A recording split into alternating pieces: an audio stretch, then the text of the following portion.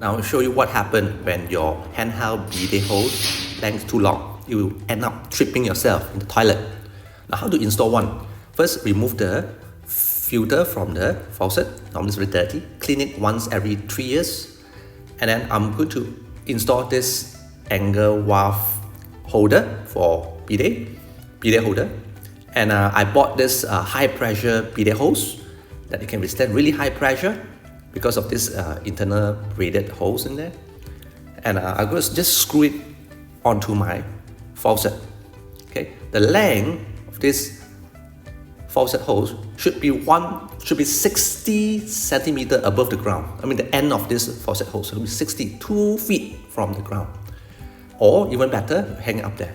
I actually bought this holder so that I can hang it there, and I do not need to drill a hole onto the wall.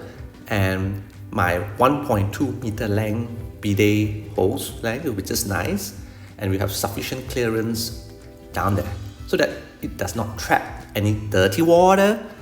At the same time, it doesn't trip yourself. Okay. Then next, you just need a handheld bidet sprayer. So it comes with, there are two types of bidet sprayer. Okay. Now my bidet sprayer doesn't come with O-ring, but my hose has a built-in O-ring here. You see, these are the expensive one. Then you just hand tighten it, hang it there. Now there are actually two types of bidet sprayer available in the market.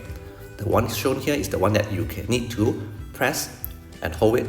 You just need to turn 90 degrees on the faucet, press it to actually start spraying. The other type is you can actually push the level 90 degrees so that you can have always on feature. But I do not need that feature, so I just buy the standard one, like this one. That's all from me. Subscribe to my channel for more upcoming video, and I hope my video helps you.